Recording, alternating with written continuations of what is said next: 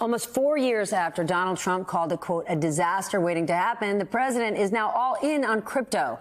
The New York Times has this unbelievable piece out about how Trump has become a monster player and a policymaker in one of the least transparent industries out there, crypto.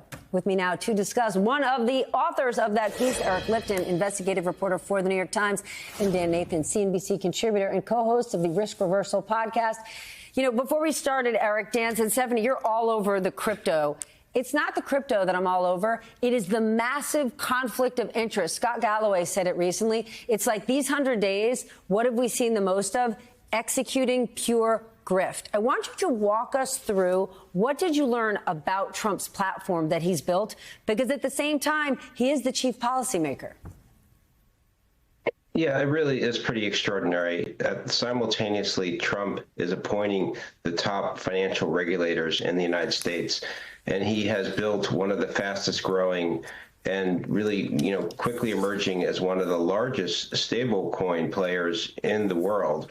And so he is simultaneously both the regulator and the regulated. And he has just really historically massive conflicts of interest here that just don't have very many precedents in American history.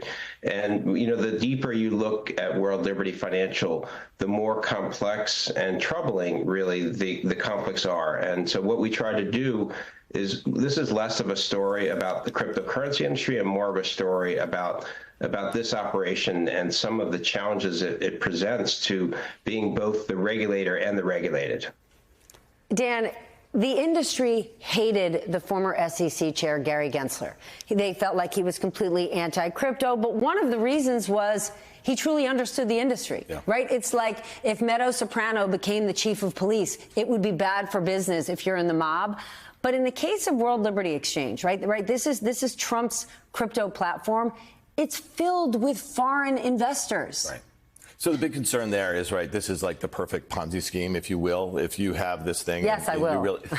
And you can't really track a whole heck of a lot that goes on there despite it being on a blockchain, right? If you're a foreign sovereign, and you can just invest in this thing, you put it in. And, how this company makes money is through interest, through transaction fees and the like here. So obviously, the more money that goes into it, the better it is for the Trump organization. I think I read, and maybe it was in Eric's piece, which was epic, by the way, that, 30 or 40% of his net worth right now is tied up in this kind of crypto grift, if you will. So again, I just don't believe, I've been in financial markets for a very long time, and I think the norms that you guys are talking about really existed for traditional financial assets and the like. And he made it very clear in his first administration, he just doesn't really care about that. I just think, for the most part, people are not going to care about this either, unfortunately, until possibly his voters, his people, actually are on the flip side of this when it goes south. And it will go south. If you just go back and you look at all the crypto assets that have existed, right, since it's been created, I think Bitcoin was created in 2009 or so, 95% of them have gone the way of the dodo. That means, like, there's been grifters who've actually sold, taken the money out, and then they call them the bag holders and everyone else who basically watches this stuff go to zero. So I'm pretty confident that a lot of these other assets will do that. Just think about this. When Trump is out of office, do you think there'll be any demand, like, for these, cryptos, that these meme coins and the like that he's involved in? I would say probably not. Eric, what was your biggest takeaway here?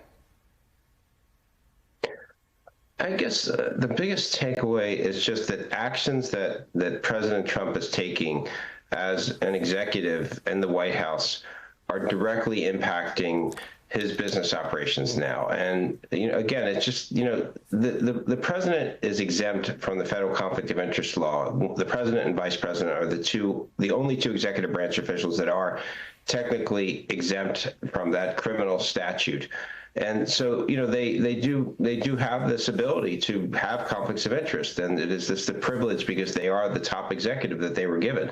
But historically, presidents have always attempted in modern times to honor that the conflict of interest law when it comes to their own financial personal interest. And in this case, for example, the World Liberty Financial was building a stockpile of Ether, a form of cryptocurrency. And Eric Trump was actually tweeting about how good time to buy Ether. Mm-hmm. And then a few weeks later, President Trump announces his intention to include Ether in a crypto sovereign fund that he's going to create. And that pushes up immediately that same day Ether's price, and it effectively prints money for the Trump family. They didn't sell their Ether that day. They could have sold it that day and taken that windfall and walked away. But that's just one. I mean, another pretty extraordinary example is one of the investors is Athena Labs, which is a crypto company that's partnered with World Liberty Financial. Athena Labs was financially backed by Arthur Hayes. Trump just pardoned Arthur Hayes. And so Trump has effectively pardoned a business partner of his own company. And so, again, how is that possible? I mean, the conflicts of interest everywhere we look. I mean, today, World Liberty announced that it has $1 billion in deposits in its new stablecoin, which was just created. So overnight, it's become one of the largest stablecoin issuers in the world. But President Trump is pushing Congress to enact stablecoin legislation that would help legitimize stablecoin operators domestically. So, and Trump is now effectively one of the largest stablecoin operators in the world. How is that possible? Again, it's just everywhere we look here, we're seeing these kinds of conflicts of interest that are really kind of startling in just how bold they are. It goes beyond Liberty World Financial. Tether. That's a name not a lot of people know. That is another crypto firm. They were once accused of fraud by regulators. Howard Lutnick's firm, Cantor Fitzgerald, were the ones who they were their banker because no other investment bank would do business with them. Well, just last month, their CEO joined lawmakers for a private lunch near the White House. Like, this is a whole new world, Dan. Yeah, I guess going back to just what exists in this crypto universe, I mean, for all intents and purposes, yes, there was some fraud in and around these stable coins. And, Eric just mentioned how World Financial is launching a stable coin. The whole idea here is that they are meant to be pegged to $1, right? So you have actually this collateral for them. Why would somebody use a stable coin? Well, if you're transacting within the crypto space, it's meant to be stable, right? It's something that it's faster if you're doing, international transactions and the like here. So there was some fraud in and around that because they were saying it was backed by $1 each coin, and it wasn't. But now, even if there is fraud, Eric, the DOJ has said they are no longer going to be regulating. They're not going to be prosecuting anyone in the crypto space unless there's trafficking or terrorism tied to it. So you can be a white-collar criminal. You just can't be a terrorist.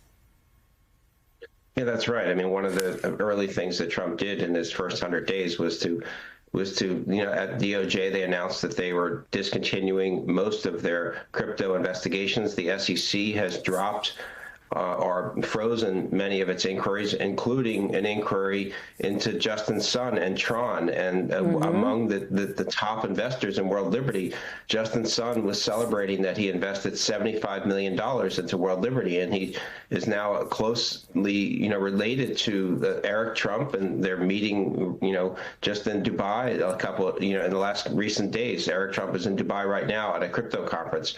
And so Justin Sun was the subject of a 2023 SEC enforcement action. And just a few weeks ago, there was an agreement in court to suspend that inquiry. And so Justin Sun invests $75 million into the Trump family business.